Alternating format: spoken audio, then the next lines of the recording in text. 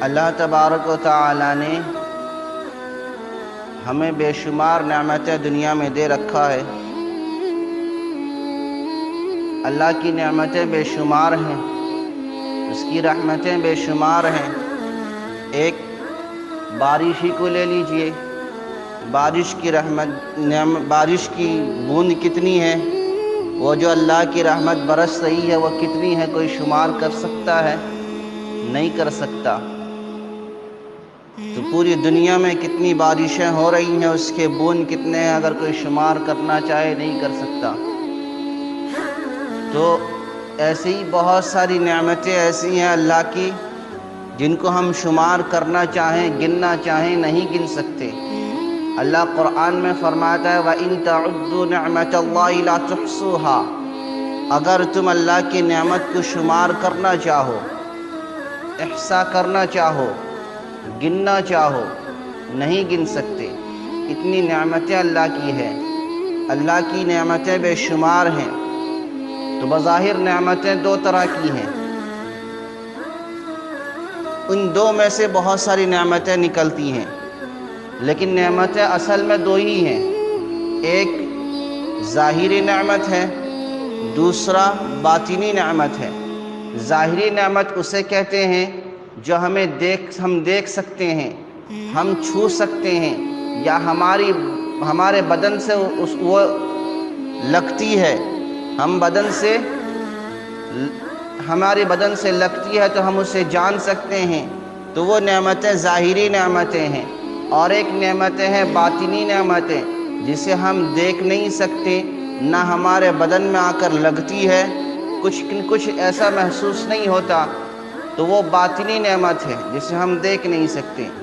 تو نعمتوں میں سے ایک دیکھیے سورج ہے۔ سورج جو ہے یہ اللہ کی بہت بڑی نعمت ہے۔ اگر سورج نہ ہو تو انسان کا زندگی گزارنا مشکل ہو جائے گا۔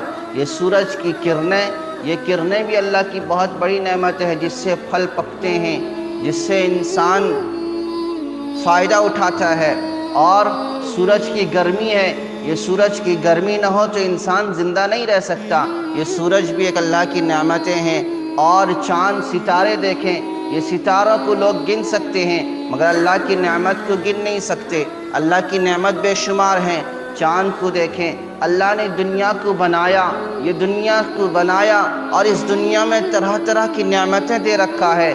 ہم اگر غور کریں تو اللہ کی نعمت کو شمار نہیں کر سکتے اور اللہ کی نعمت کو گن نہیں سکتے۔ اللہ نے یہ باغات، یہ کھانے پینے کی چیزیں، کہیں چاول بنائے، کہیں گیہوں بنایا، کہیں دال بنایا، یہ سارے کھانے پینے کی چیزیں ہیں۔ یہ ساری چیزیں ہمارے لیے نعمت ہیں، ہم ان نعمت کو گن نہیں سکتے۔ انسان خود اپنے اندر کو دیکھے، اللہ نے انسان کو کیسے بنایا ہے۔ اس کے آنکھ رکھے اور آنکھوں میں روشنی دی، قوت بینائی عطا فرمائی، کان دیا، کان میں سننے کو طاقت دی، قوت سماعت دی، ناک دیا، ناک میں سونگھنے کی طاقت دی۔ اگر اللہ ناک دیتے اور ناک میں سونگھنے کی طاقت نہ دیتے تو انسان کا ناک بیکار ہے، اور انسان کو ناک ہی نہ دیتے تو انسان کیسا بھونڈا شکل نظر آتا۔ آنکھ نہ دیتے، بالکل اندھا کرتے، اس کی آنکھ ہی نہ ہوتی، اس کی شکل کیسی نظر آتی۔ اللہ نے آنکھ دیا ہے،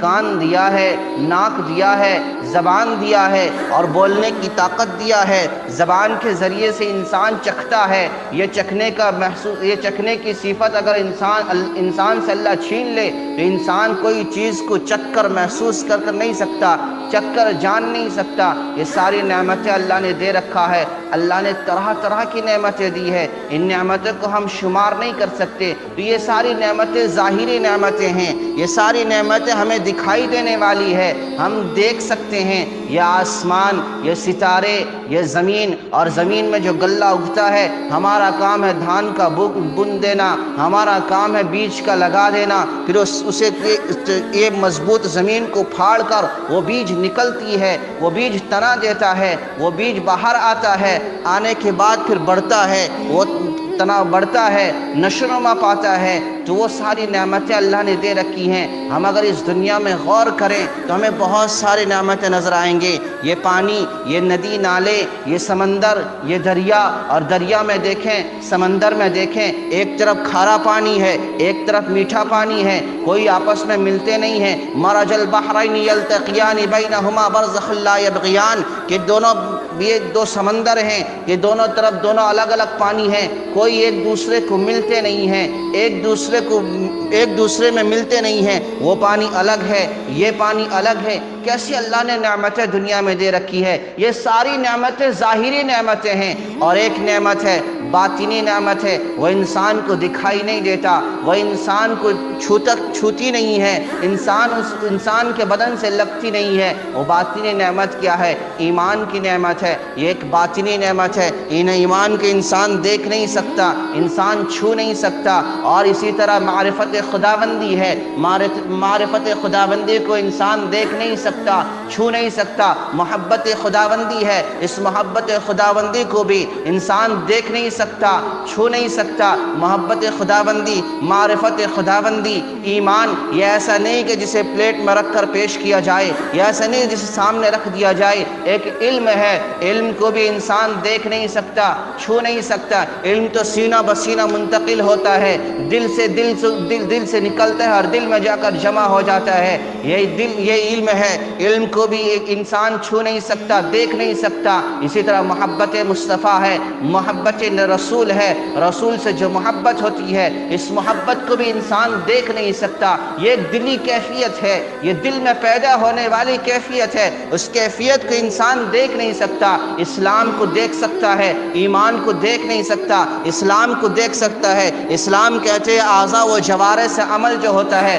بندہ نماز پڑھتا ہے اسے ہم دیکھتے ہیں، بندہ روزہ رکھتا ہے اسے دیکھ سکتے ہیں، زکوٰۃ دیتا ہے اسے دیکھ سکتے ہیں، نیک کام کرتا ہے، حج کرتا ہے اسے ہم دیکھتے ہیں۔ یہ اسلام ہے جس کا محل اعضاء و جوارح ہے، اعضاء و جوارح سے عمل کرے تو اسے دیکھا جا سکتا ہے، مگر ایمان کی دیکھا نہیں جا سکتا۔ وہ تو دل کے اندر کی کیفیت ہے، وہ تو دل میں رہنے والی ہے۔ اسی طرح معرفت خداوندی ہے، اسے دیکھا نہیں جا سکتا۔ محبت خداوندی ہے، اسے دیکھا نہیں جا سکتا۔ علم ہے، اسے دیکھا نہیں جا سکتا۔ محبت رسول ہے، اسے دیکھا نہیں جا سکتا۔ تو یہ ساری نعمتیں جو باطنی نعمتیں ہیں جسے ہم دیکھ نہیں سکتے۔ تو نعمتیں کتنی ہیں؟ دو طرح کی ہیں، ایک ظاہری نعمت ہے، ایک باطنی نعمت ہے۔ تو میرے دوست بزرگوں، نعمتوں میں ایک بڑی نعمت ہے۔ وہ بڑی نعمت کیا ہے؟ کائنات کے مولا و سردار، امام الانبیاء، تاج انبیاء، بدر انبیاء، سید الانبیاء، جناب محمد مصطفیٰ صلی اللہ علیہ وسلم کی ذات اقدس ہے۔ اسی لیے اللہ کے نبی نے فرمایا، لا یؤمن احدکم حتی اکون احب الیہ من والدہ وولدہ والناس اجمعین۔ لا یؤمن احدکم، تم میں سے کوئی بھی شخص اس وقت تک کامل ایمان والا نہیں ہو سکتا جب تک کہ اس کے دل میں میری محبت باپ سے زیادہ، اولاد سے زیادہ، دوسری تمام چیزوں سے زیادہ میری محبت اس کے دل میں نہ ہو جائے تو اس وقت تک وہ کامل ایمان والا نہیں ہو سکتا، ایمان کی تکمیل تک نہیں پہنچ سکتا، ایمان اس کا مکمل نہیں ہو سکتا۔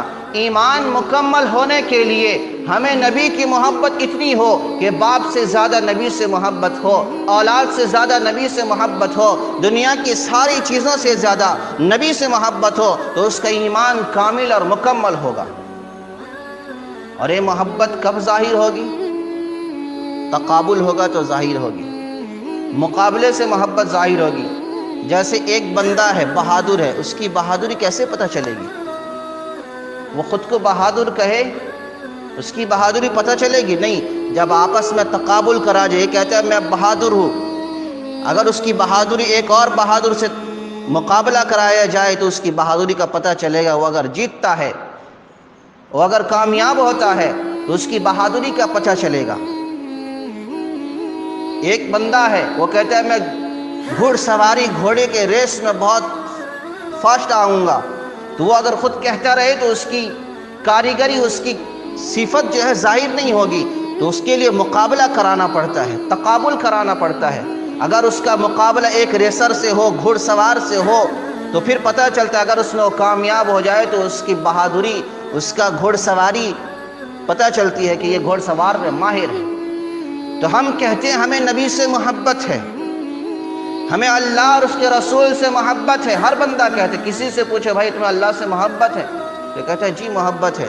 اللہ کے رسول سے محبت ہے، کہتا ہے جی محبت ہے۔ ہر بندہ کہے گا، کسی کو پوچھو کوئی انکار کرنے کا سوال ہی نہیں۔ لیکن جہاں مقابلہ کرنے کی بات آتی ہے وہاں محبت کا پتہ چلتا ہے کہ محبت ہے یا نہیں ہے، محبت ہے یا نہیں ہے۔ اگر مقابلہ کس سے ہوگا؟ ایک طرف محبت خدا اور محبت رسول ہے، ایک طرف باپ ہے، ایک طرف اولاد ہے، ایک طرف بیوی ہے۔ اگر محبت خدا ہے، محبت خدا اس کے دل میں ہے، تو بیوی اگر رکاوٹ بنتی ہے، بیوی اگر محبت خدا میں، بیٹا اگر محبت رسول میں، اور باپ اگر محبت رسول میں رکاوٹ بنتے ہیں، وہ بیوی کی بات کو مان لیتا ہے، خدا اور رسول کے بات کو ٹھکرا دیتا ہے، اولاد کی بات کو مان لیتا ہے، خدا اور رسول کی بات کو ٹھکرا دیتا ہے، باپ کی بات کو مان لیتا ہے، خدا اور رسول کی بات کو ٹھکرا دیتا ہے، تو کہا جائے گا اس کے دل میں اللہ اور اس کے رسول کی محبت نہیں ہے۔ اس کے دل میں محبت ہے تو اولاد کی ہے، محبت ہے تو بیوی کی ہے، محبت ہے تو باپ کی ہے۔ اگر محبت پیش کرنی ہے تو بیوی کے مقابلے میں خدا اور رسول کی محبت کو ترجیح دے، محبت پیش کرنی ہے تو اولاد کے محبت کے مقابلے میں خدا اور رسول کی محبت کو ترجیح دے، محبت پیش کرنی ہے تو باپ کی محبت کے مقابلے میں خدا اور رسول کی محبت کو ترجیح دے۔ اگر خدا اور رسول کی محبت میں کامیاب ہو گیا تو کہا جائے گا سچے معنی میں خدا اور رسول کا عاشق ہے۔ ایک بندہ ہے، محبت کیسے ظاہر ہوگی؟ تقابل سے۔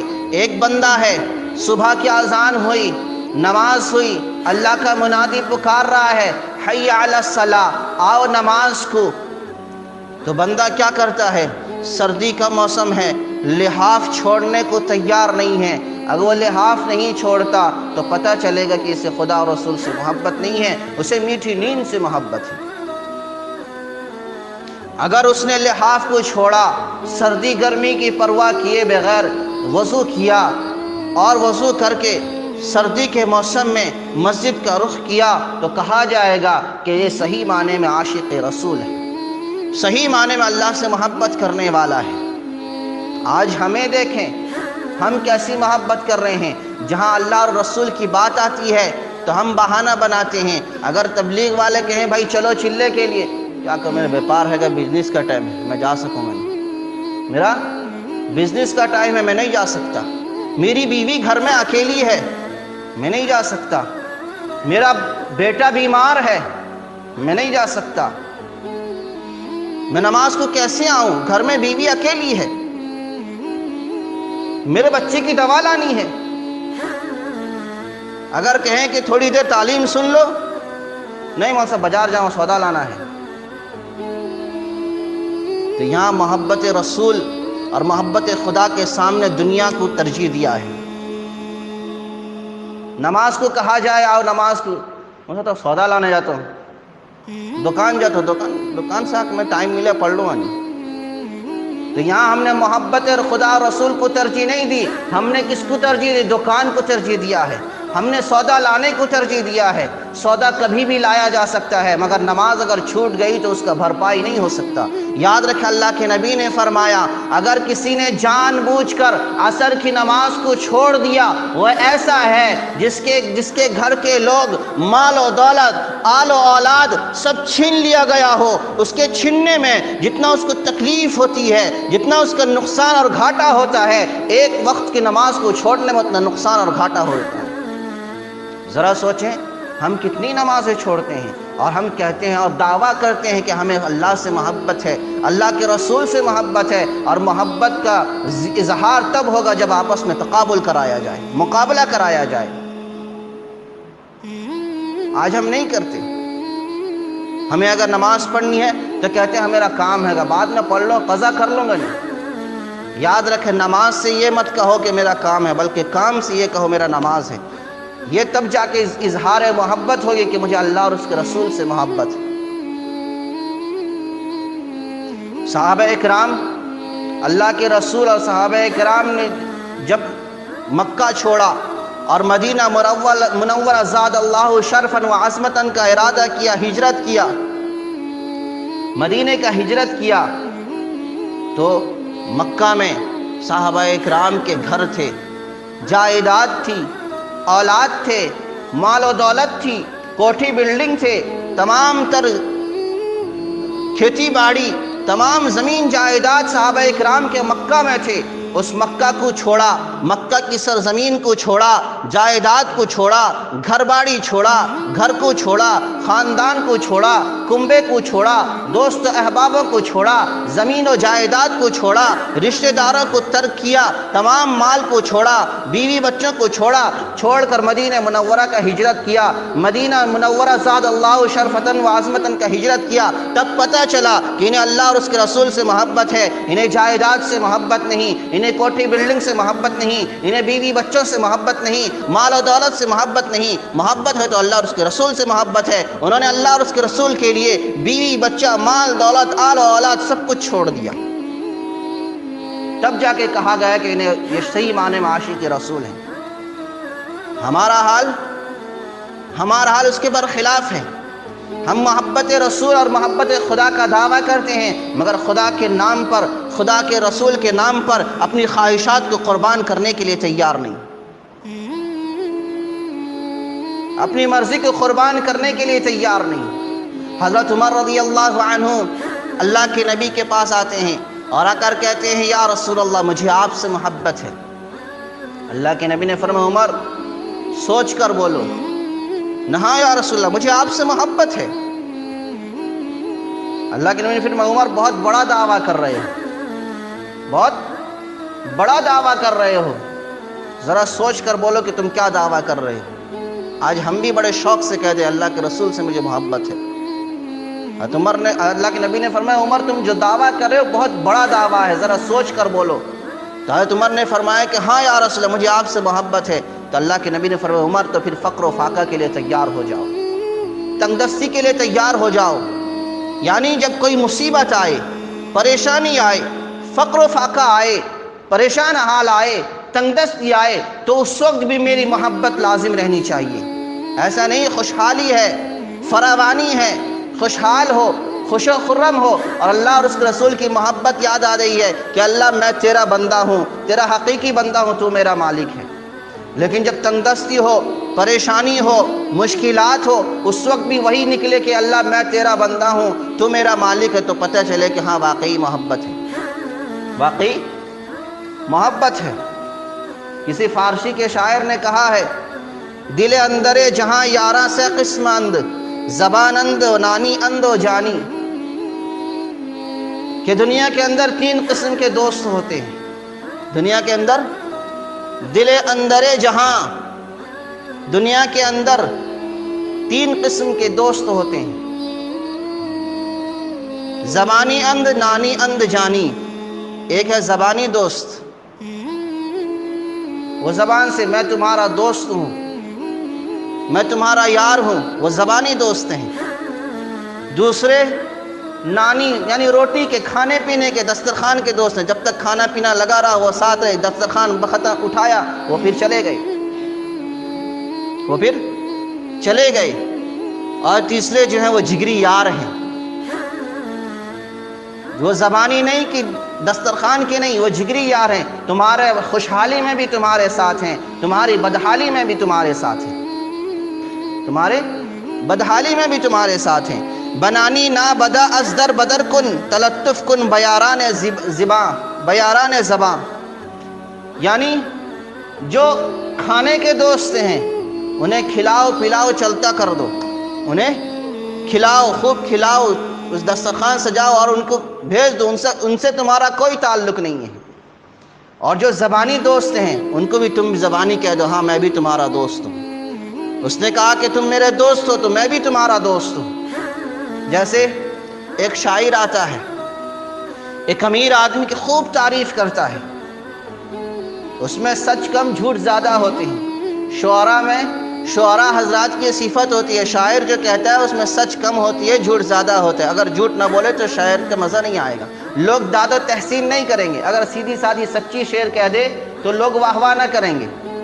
تو اس میں جھوٹ کم ہوتا ہے، جھوٹ زیادہ ہوتا ہے، سچ کم ہوتا ہے۔ اس نے کہا آپ ایسے ہیں، آپ ایسے بلند و پایا ہیں، آپ کے محلات تو آسمان سے باتیں کرتے ہیں، اور آپ کا چہرہ تو چاند سے بھی زیادہ چمکدار ہے، اور آپ لوگوں میں سخاوتی کرتے ہیں۔ اس طرح کے بہت سارے اس کی تعریف میں اشعار کہنے لگا، بہت سارے اس کے گن گانے لگا۔ تو جو امیر تھا اس نے کہا کہ ٹھیک ہے، پرسوں آ جانا، میں تمہیں 2000 روپے دوں گا، پرسوں آ جانا، میں تمہیں 2000 روپے دوں گا۔ تو یہ خوشی خوشی چلا گیا، 500 روپے کا قرض لے لیا، اور لے کے گھر میں مرغ مسلم بنانے لگا، کھانے پینے کی بہت ساری چیزیں لے آیا کہ پرسوں 2000 روپے آ جائیں گے، 500 قرض ادا کر دوں گا، اور بھی باقی بچ جائیں گے۔ اس طرح کر کے وہ گھر میں بہت ساری آئٹم کرنے لگا، کھانے لگا، فراوانی کرنے لگا۔ جب پرسوں ہوئی، وہ اس امیر زادے کے پاس پہنچا، سلام کیا، امیر زادے نے جواب نہ دیا۔ کچھ دیر کا بعد ذرا آگے بڑھ کے گلا کھنکارا، امیر زادے نے سر اٹھا کر دیکھا، اس نے کہا میں وہی ہوں جو پرسوں آیا تھا اور آپ کی تعریف میں اشعار بولے تھے۔ تو امیر زادے نے کہا کہ تم کون ہو؟ اس نے کہا میں نے پرسوں آپ کی تعریف میں اشعار بولے تھے، آپ نے مجھے 2000 روپے دینے کا وعدہ کیا تھا۔ تو امیر زادے نے کہا تمہاری جو اشعار تھی وہ زبانی تھی، اس کا کوئی مطلب ہی نہیں تھا، کوئی معنی ہی نہیں تھا، تو میں نے بھی تمہیں زبانی 2000 دینے کا کہہ دیا، میرے بھی کہنے کا کوئی معنی اور مطلب نہیں تھا، تم نے زبانی تعریف کی، میں نے زبانی بول دیا۔ تو اسی لیے جو زبان کے یار ہوتے ہیں وہ انہیں زبان تک رہنے دیں، آگے نہ بڑھائیں۔ شیخ سعدی رحمۃ اللہ نے ایک شعر کہا ہے کہ دوست آ باشد کے گیر دوست در پریشاں حالی و در ماندگی، دوست وہ ہے جو مصیبت میں بھی ساتھ دے، ہاتھ پکڑا رہے۔ دوست وہ ہے جو مصیبت اور پریشانی حال میں بھی ہاتھ پکڑا رہے۔ ہاتھ پکڑنے کا مطلب کیا ہے؟ ہاتھ پکڑنے کا مطلب وہ نہیں کہ لینا کہ ایک بندہ مار کھا رہا ہے، دشمن اسے مار رہے ہیں، تو اس کا دوست آ کے اس مار کھانے والے کا ہاتھ پکڑ لیا، اب وہ اپنا بچاؤ بھی نہیں کر سکتا اور دشمن کا مقابلہ بھی نہیں کر سکتا۔ ارے بھائی ہاتھ کیوں پکڑے، چھوڑ۔ تو کہا کہ شیخ سعدی نے کہا کہ دوست وہ ہے جو مصیبت میں ہاتھ پکڑے، اس لیے تم کو مصیبت آئی ہے، میں نے ہاتھ پکڑ لیا۔ تو یہ ایسا ہاتھ نہ پکڑیں۔ ہاتھ پکڑنے کا مطلب ہے کہ اس کی خوشحالی میں بھی اس کا ساتھ دیں، اس کی بدحالی میں بھی اس کا ساتھ دیں۔ وہ پریشان حال ہے تب بھی اس کا ساتھ دیں، وہ خوشحال ہے تب بھی اس کا ساتھ دیں۔ تو اصل محبت کا اظہار کب ہوگا؟ جب ہم خوشحال میں رہیں تب بھی اللہ اور اس کے رسول کی محبت ہمارے ساتھ ہو، اور ہم بدحالی میں رہیں، تنگ دستی میں رہیں، تب بھی ہم اللہ اور اس کے رسول کی محبت ہمارے ساتھ ہے، تو پتہ چلے گا کہ ہم اللہ سے، اس کے رسول سے سچی محبت کر رہے ہیں۔ ایسی زبانی جمع خرچ نہ ہو، کھانے پینے کی دوستی یاری نہ ہو، کھانے پینے کی محبت نہ ہو، محبت ہو تو سچی محبت ہو۔ تو اسی لیے آج ہم کیا کرتے ہیں، ہماری محبت یہ زبانی محبت ہے، سچی محبت ہم پیش نہیں کر سکتے۔ سچی محبت نے صحابہ اکرام نے پیش کیا، اپنی تمام تر خواہشات کو قربان کر دیا، اپنے تمام مرضیات کو اللہ کی مرضی اور اللہ کے رسول کی مرضی پر قربان کر دیا۔ یہ ہے سچی محبت۔ تو اللہ تبارک و تعالیٰ نے ہمیں جو نعمت دی اللہ کے نبی کی ذات، یہ بہت بڑی نعمت ہے۔ نبی کے صدقے میں ہمیں تمام کائنات ملے ہیں، چاند اس کے صدقے، ستارے اس کے صدقے، یہ زمین اس کے صدقے، آسمان اس کے صدقے، یہ بحر و بر، نخل و تمر، شمس و قمر، شجر و حجر، یہ سارے صدقے مصطفیٰ ہیں۔ اللہ کے نبی حضرت آدم علیہ نبینا علیہ السلام تو جب اللہ نے پیدا کیا، اللہ نے آدم علیہ السلام کو پیدا کیا، تو آدم علیہ السلام نے دیکھا کہ عرش پہ لکھا ہوا ہے لا الہ الا اللہ محمد رسول اللہ۔ تو حضرت آدم نے پوچھا یہ محمد رسول اللہ کون ہے؟ اللہ نے کہا کہ جن کے لیے میں نے تمہیں پیدا کیا ہے، جن کے لیے میں نے کائنات کو پیدا کیا ہے، یہ وہ ہیں، آخری نبی، آخری رسول ہیں، میرے محبوب ہیں، میں نے ان کی وجہ سے تمہیں پیدا کیا ہے۔ اللہ نے پوری کائنات کو 6 دن میں پیدا کیا۔ ان ربکم الذی خلقکم فی السماوات والخلق، اللہ نے زمین اور آسمان کو فی ستۃ ایام، 6 دنوں میں پیدا کیا، اور ہمارا 6 دن، ایک دن 24 گھنٹے کا ہوتا ہے اور اللہ کا ایک دن 1000 سال کا ہوتا ہے۔ تو یہ 6 دن 6000 سال میں اللہ نے پیدا کیا۔ جس وقت آخری دن تھا، یعنی جمعہ کے دن پیدائش شروع ہوئی کائنات کی، جمعہ کے دن نہیں، اتوار کے دن، یوم الاحد، اتوار کے دن پیدائش شروع ہوئی کائنات کی، اور جمعہ کے دن میں کائنات کی پیدائش کی انتہا اور اختتام ہوا، اور سب سے آخر میں حضرت آدم علیہ السلام کو پیدا کیا گیا۔ کیوں؟ اس لیے کہ آدم علیہ السلام کو پیدا کرنا تھا۔ اللہ نے کائنات کو بنایا، یہ کائنات کو سجایا، زمین بچھائی، آسمان بنایا، پھر اس میں چاند، سورج، ستارے بنائے، چرند پرند، جمادات، نباتات، یہ ساری چیزوں کو اللہ نے دنیا میں بسایا۔ کیوں؟ آدم کو بلانا ہے، آدم کو بھیجنا ہے، آدم کو لانا ہے۔ اس لیے کہ جب مہمان آتا ہے، مہمان کے لیے میزبان گھر کا انتظام کرتا ہے، کھانے پینے کا انتظام کرتا ہے، رہن سہن کا انتظام کرتا ہے، تمام سہولیات، فیسلٹیز کا انتظام کرتا ہے۔ پھر جب مہمان آتا ہے اس کے استقبال کرتا ہے، اس کا ویلکم کرتا ہے، اور تمام سہولیات کو اس کے سامنے پیش کرتا ہے۔ ایسے ہی اللہ نے آدم کو لانا تھا، اللہ نے دنیا کو بسایا، دنیا کو سجایا، دنیا کو سنوارا، کائنات کو ایک خوشگوار رنگین سے سجایا، خوشگوار بنایا۔ اسی لیے اللہ نے اس کے بعد آدم کو بھیجا، آدم کو دنیا میں لایا۔ تو پھر آدم کو لانے کا مقصد یہ ہے، اللہ نے اپنے حبیب کو لانا تھا، اپنے حبیب کو لانے کی وجہ سے اللہ نے آدم کو لایا۔ اس کے بعد ابراہیم آئے، تمام نبی آئے، موسیٰ و عیسیٰ آئے، اخیر میں کائنات کے مولا و سردار، نبی الانبیاء، نبی المرسلین، امام الانبیاء، سید الانبیاء، بدر انبیاء، تاج انبیاء، جد الحسن والحسین، نبی القبلتین، امام المرسلین، جناب محمد رسول اللہ صلی اللہ علیہ وسلم کو دنیا میں لے کر آئے۔ مثال کے طور پر آپ ایک درخت لگاتے ہیں، درخت کو لگانے کے بعد اس کی دیکھ بھال کرتے ہیں، اس کی پرورش کرتے ہیں، اسے سار کھاد وغیرہ دیتے ہیں، اسے کیڑے مکوڑے سے، چرندوں سے اور گائے بیل بھینس سے اس کی حفاظت کرتے ہیں۔ کیوں؟ آپ کے لگانے کا مقصد کیا ہے؟ آپ نے اس پیڑ کو لگایا کیوں ہے؟ اس کی اس طرح نشو نما کیوں کی ہے؟ اس کی اس طرح پرورش کیوں کی ہے؟ اس لیے کہ آپ کو پھل کھانا ہے، آپ کو پھل حاصل کرنا ہے۔ جب پیڑ میں پھل آ جاتا ہے، پھل لگ جاتا ہے، تو آپ کا مقصد پورا ہو جاتا ہے، آپ پھل حاصل کر لیتے ہیں، آپ کا مقصد کامیاب ہو جاتا ہے۔ اس کے بعد اگر پھل نہ دے، اس کے بعد آپ درخت کو کاٹنا چاہیں تو کاٹ سکتے ہیں۔ اللہ نے دنیا کو بنایا ہے، سجایا ہے، سنوارا ہے۔ مقصد یہ ہے کہ کائنات کا آخری نبی، کائنات کا آخری رسول آنا ہے۔ جب نبی آ گئے تو پھر دنیا کے رہنے کی ضرورت نہیں ہے۔ اللہ کے نبی نے فرمایا کہ قیامت اور میرے درمیان 2 انگلی کا فاصلہ ہے، گویا میں آ چکا ہوں، اب میرے بعد قیامت دوڑتی ہوئی آ رہی ہے۔ اللہ کے نبی کو لانا مقصد تھا۔ جب نبی آ گئے اب دنیا کے رہنے کی کوئی ضرورت نہیں ہے۔ جب ہمیں درخت سے پھل مل گیا تو پھر درخت اور پھل دے یا نہ دے، ہم درخت کو کاٹیں یہ ہماری مرضی ہے۔ تو اسی لیے کائنات میں جب اللہ کا نبی آ گیا، اب اللہ کے نبی کے آنے کے بعد کائنات جو ہے یہ اس کے ڈاؤن شروع ہو جائے، اس کا وہ ذلت، اس کی زوال، اس کا زوال شروع ہو چکا ہے، وہ ختم ہونے کے کگار پر ہے۔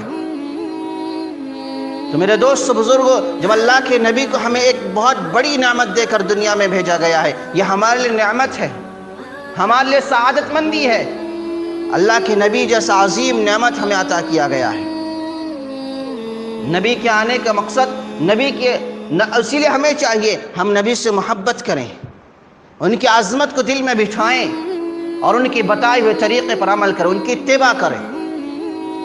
آج ہم صرف نبی سے محبت کا دعویٰ کرتے ہیں۔ ہمارے اکابر کا طرز انداز دیکھیں، صحابی اکرام کا طرز انداز دیکھیں۔ ایک صحابی ہیں زید بن عبداللہ بن عبد ربی رضی اللہ عنہ، وہ صحابی رسول ہیں۔ وہ مدینے کی گلیوں سے جب آتے ہیں وہ کھیتی باڑی کا کام کرتے ہیں، کاشتکاری کا کام کرتے ہیں۔ جب کاشتکاری کرنے جاتے ہیں، نبی کا دیدار کر کے کھیت کو کاشتکاری کرنے جاتے ہیں، کھیتی باڑی کرنے جاتے ہیں۔ جب واپس شام کو آتے ہیں تو نبی کا دیدار کرتے کرتے ہیں جب اللہ کے نبی کا انتقال ہوتا ہے، خبر پہنچتی ہے کہ آپ کے حبیب محمد صلی اللہ علیہ وسلم کا انتقال ہو گیا ہے، تو اتنا سننا تھا، ان کے دل میں ایک دل میں ایک زلزلہ سی کیفیت طاری ہو جاتی ہے، دل دہل جاتا ہے، دل کپا جاتا ہے، اور کہتے ہیں اللہ سے دعا کرتے ہیں۔ وہ کیسی دعا ہوگی؟ اللہ سے دعا کرتے ہیں، اے اللہ، میں صبح جب آتا تھا اپنے نبی کا چہرہ دیکھ کر آتا تھا، شام کو جب جاتا تھا نبی کا چہرہ دیکھ کر جاتا تھا،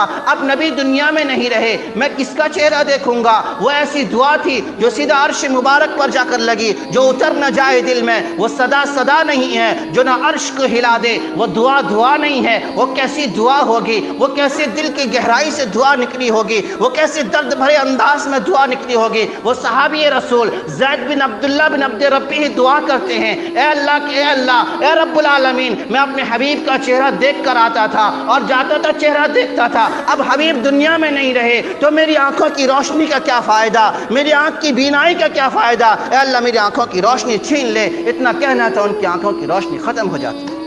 وہ کیسا اثر ہوگا دعا میں، کیسی تاثیر ہوگی دعا میں؟ وہ محبت رسول کا نمونہ پیش کر کے گئے۔ ہمارے اکابر میں سے حضرت مولانا قاسم نانوتوی حجت اللہ فی الارض، قاسم العلوم والخیرات، مولانا قاسم نانوتوی رحمۃ اللہ علیہ جب حج کرنے جاتے ہیں، مدینہ جانے کا وقت ہوتا ہے، مدینہ میں جانے سے پہلے جب مدینہ کا بارڈر شروع ہوتا ہے تو اپنا کیا کرتے ہیں؟ اونٹ سے چھلانگ لگا دیتے ہیں اور جوتا نکال لیتے ہیں، پورے مدینہ کی پتھریلی زمین میں خالی پیر سفر کرتے ہیں، 2-3-4 میل کا خالی پیر سفر کرتے ہیں، اور یہ کہتے ہیں کہ قاسم نانوتوی کی جرأت نہیں کہ جہاں محمد کا قدم پڑے وہاں اپنی جوتیاں ڈالے، یہ قاسم نانوتوی نہیں کر سکتا۔ وہ تو جوش میں جاتے تھے، وہ تو محبت رسول میں غرق ہو کر جاتے تھے، ان کا دیکھا دیکھی دوسرے رفقا بھی خالی پیر میں چلنے لگے، وہ تو خالی پیر میں چلنے لگے، دیکھا دیکھی۔ مگر قاسم نانوتوی کے ایسا شخص ہے جو محبت رسول میں غرق ہو کر، وہ محبت رسول میں مدہوش ہو کر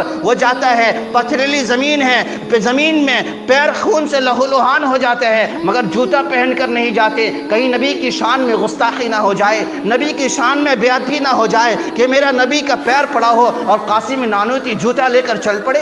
ایسا ہو نہیں سکتا۔ امام مالک رحمۃ اللہ علیہ کے بھی ایسا ہی واقعہ ہے، وہ جب مدینے کی گلیوں سے گزرتے ہیں تو جوتا پہنتے نہیں ہیں۔ حضرت امام ابو حنیفہ رحمۃ اللہ علیہ مدینہ گئے ہیں، 2-3 دن کی رکے تو جانے لگے، مدینہ سے رخصت ہونے لگے، لوگوں نے کہا کہ نہیں، آپ نہیں جا سکتے، آپ کو اور رکنا ہے۔ پھر کچھ دن رہے، 2-3 دن رہے، پھر لوگ جانے لگے، لوگوں نے پھر روک لیا، اس طرح 11 دن مسلسل رہے، پھر لوگوں نے روکنے لگے کہ آپ نہیں جائیں گے، آپ یہیں رہیں۔ تو امام ابو حنیفہ نے کہا کہ میں رہ نہیں سکتا۔ نہ کیوں رہ نہیں سکتے؟ فرمائے کہ میں نے ایک وضو سے 11 دن تک عبادت کی ہے، نمازیں پڑھی ہیں، اور میں نے 11 دن تک پیشاب نہیں کیا ہے، ایک ہی وضو میں عبادت کیا ہے، اب پیشاب کو کنٹرول نہیں کر سکتا، روک نہیں سکتا۔ تو آخرکار لوگوں نے انہیں جانے کی اجازت دے دی۔